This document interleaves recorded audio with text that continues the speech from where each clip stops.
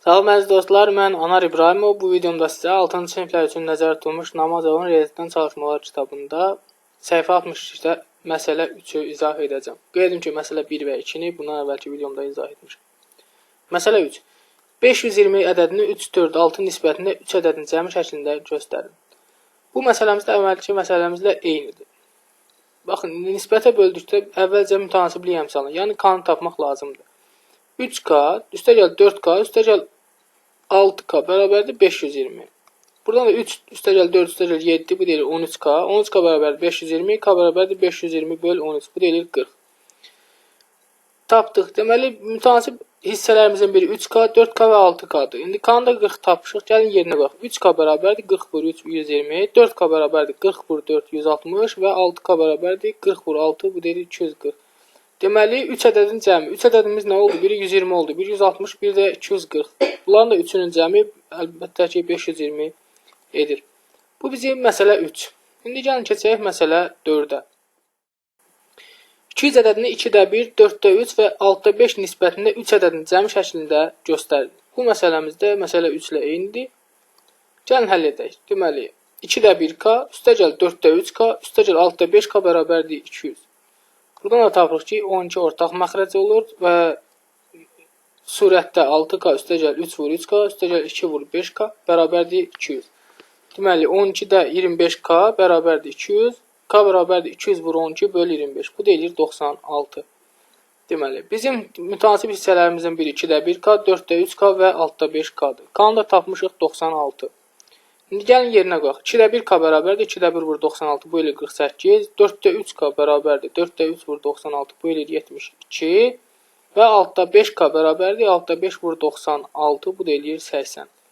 Deməli, ədədimiz 48, 72 və 80 ədədləri mütənasib hissələrə bölünmüşdür. Bunların da 3-ün cəmi əlbəttə ki 200 edir. Bu da bizim məsələ 4. İndi gəlin keçək məsələ 5-ə. 6000 ədədi 2, 3, 5 və 7-də 5 ədədlər düz mütənasib hissələrə bölünür. Gəlin indi baxaq.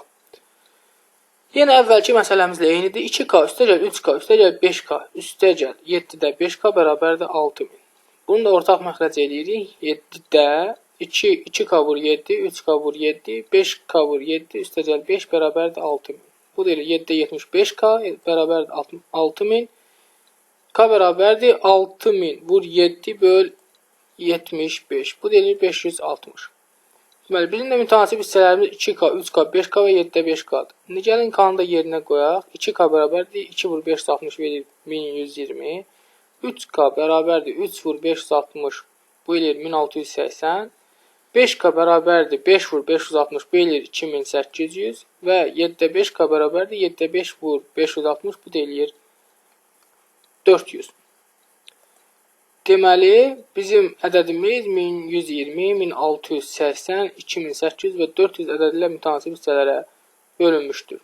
Bu da bizim məsələ 5. Baxın, məsələ 6. Məsələ 6 da eyni bunun kimidir. 620 ədədini 2-də 1, 3-də 1 və 5-də 1 ədədlər düz mütənasib hissələrə bölün. Yenə də 2-də 1K, üstəgəl 3-də 1K, üstəgəl 5-də 1K bərabərdir 620 yazırıq. K-nı oradan tapırıq və yerinə qoyuruq. Bu da bizim məsələ 6, məsələ 7 eyni onun kimidir. 720 ədədini 3-də 2, 0,7, 5-də 4 və 1,6-da 1 ədədlərdə düz mütənasib hissələrə bölün. Yenə də bunların hamısının cəmi əlbəttə ki K ilə birlikdə bərabərdir 72. Oradan K-nı tapıb və burada yerinə qoyuruq. Bu da bizim məsələ 7, məsələ 8 eyni onun kimidir. 213 ədədini 4-də 3, 6-da 5 və 18-də 7 ədədlər düz mütənasib hissələrə bölün.